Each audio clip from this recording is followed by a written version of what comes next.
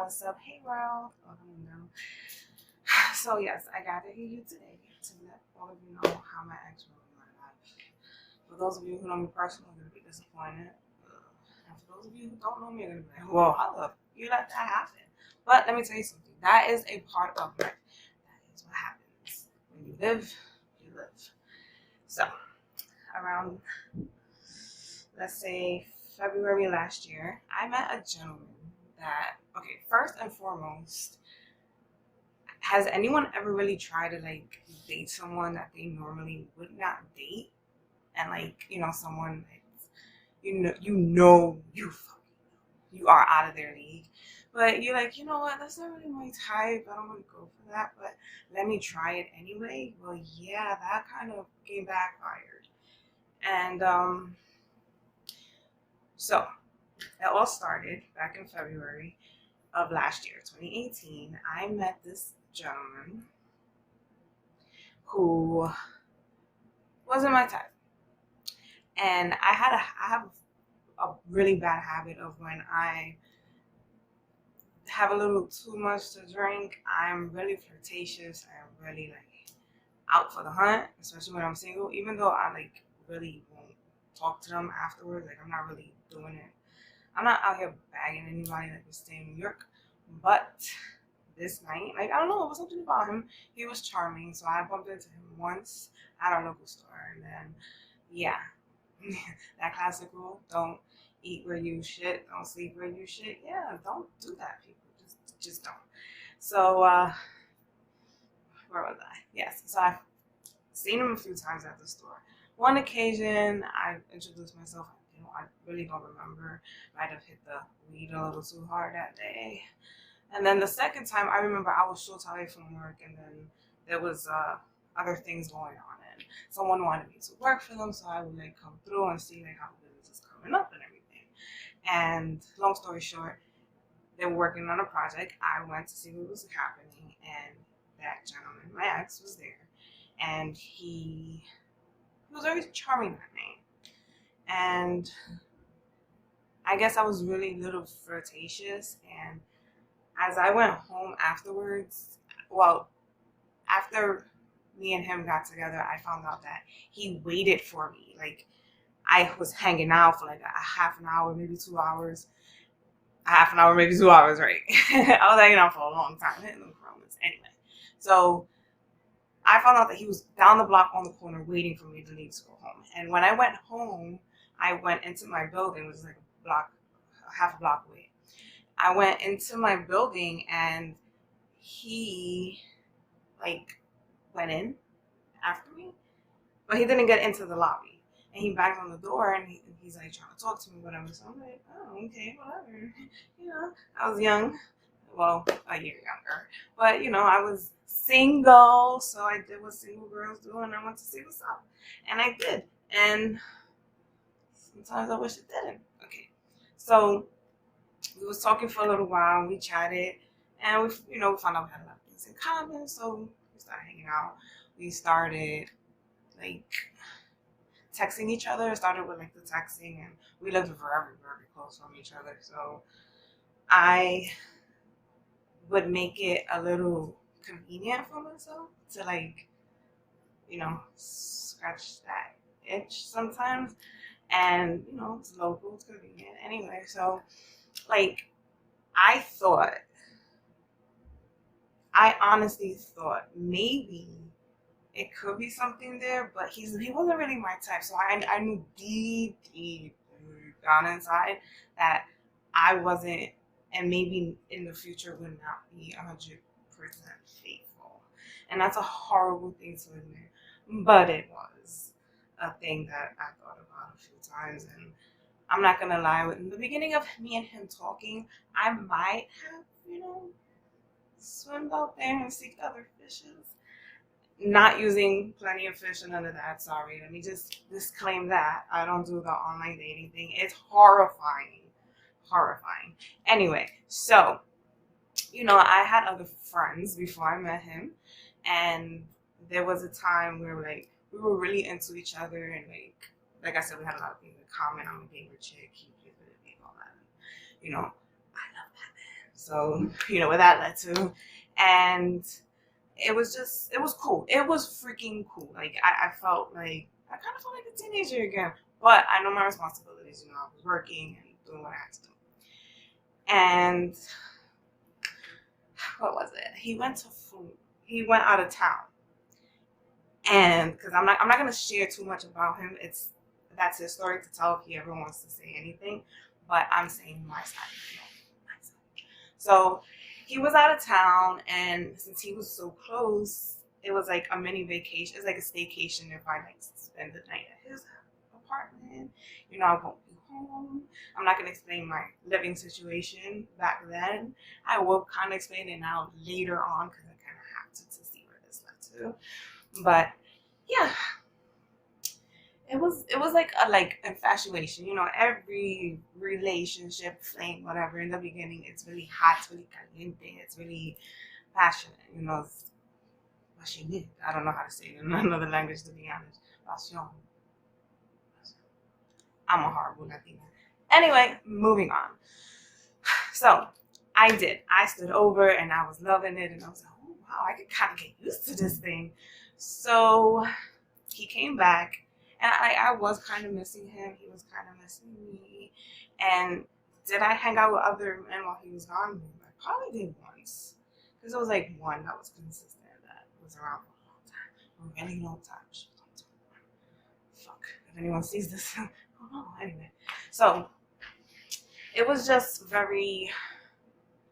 I was too free of spirit to like not do anything when no one was around. Like when I always say when I'm bored, I get in trouble, and the trouble that I get into is like cruel. Anyway, but well, I'm a Scorpio, so yeah, you kind of need that attention. If not, then oops. So yeah, so lo and behold, he came back and we was missing each other and everything, and he asked me to be his girl. Like I cooked for him. It was called almost like a welcome back kind of dinner. I didn't think nothing of it. It was like a friendly platonic thing, even though we were, you know, having the coitus. So it wasn't that platonic, I guess.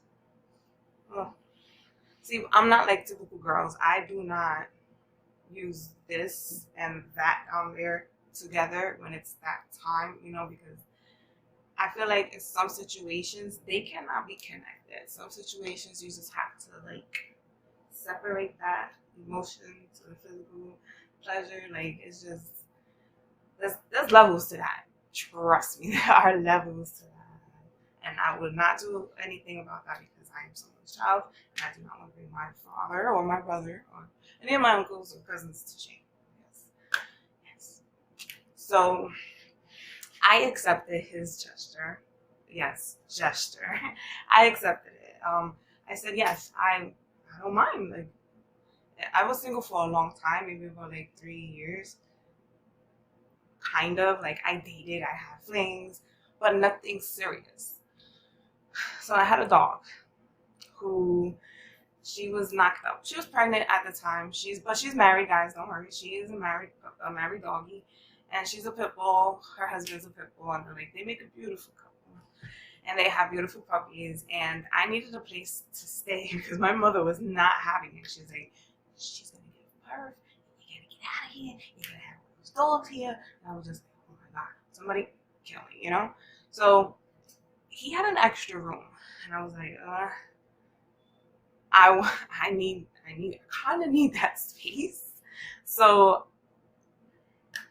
like, he suggested, yes, this was an actual suggestion that I would come stay with him for a little while my dog gives birth, and she could use that spare room as a nursery. So I was like, oh shit, that's dope. Like, I could do this. Like, yeah, I'm not too far from my mom either.